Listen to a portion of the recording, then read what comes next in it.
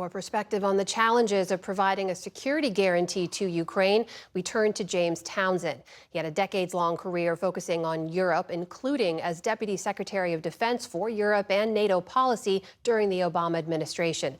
He's now a senior advisor at the Atlantic Council. James Townsend, welcome to the NewsHour. Thanks for joining us. It's great to be here. Thank you. So militaries, as you well know, can be used for offense and for defense. How can a security force or guarantee be put together that simultaneously provides security to Ukraine, but also doesn't provide Russia with the pretext that it's threatening Russia in any way? Well, the goal of this coalition of the willing and this security guarantee is to deter Russia. It's not to threaten Russia. So the kinds of equipment that this military force could have would not be something that would be seen as good for the offense. This is something that's going to be instead something that is involving air defense. It's involving some anti-tank weapons, that kind of thing, so that it can't be mistaken as a threat to Russia. We've already heard from Sergei Lavrov of Russia that this idea won't move forward without Russian involvement or Chinese involvement. If you are Vladimir Putin, why would you agree to any of this right now?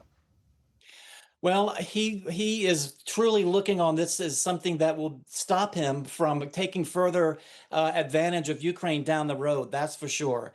And so he places a high price on having a neutral Ukraine and a Ukraine with a small military force.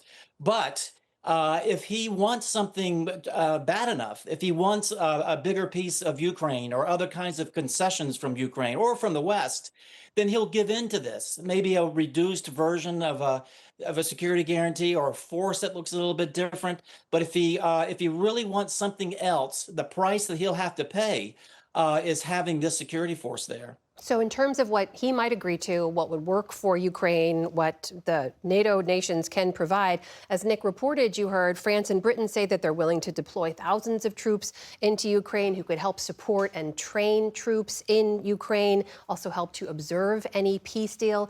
Just give us a sense of what that looks like in practical terms on the ground.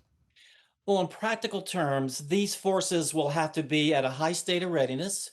They'll need to be outfitted with equipment that we were just talking about that are not threatening, but that are going to be successful in terms of making sure Putin understands that they are a credible force and that can be a deterrent to him. They'll need to exercise. They'll need to work with a Ukrainian military force that is also strong. So Putin can't have his way in terms of having a tiny Ukraine force come out of any agreement. That force needs to be robust. These two countries or other members of the coalition of the willing need to work very well with them in concert with them to make sure Putin knows that they're going to have a hard time crossing into Ukraine with these forces on the ground. To have a force that is credible, as you say, that is robust, as you say, how fraught is that, though? I mean, how do those troops, if they end up getting fired at in some way, does the Article 5 collective defense mean that these troops are now part of this larger war? Well, that's a great question, and that's what they're working on right now. This Article 5 like scenario that they're talking about really talks about the nations that are sending these troops into Ukraine.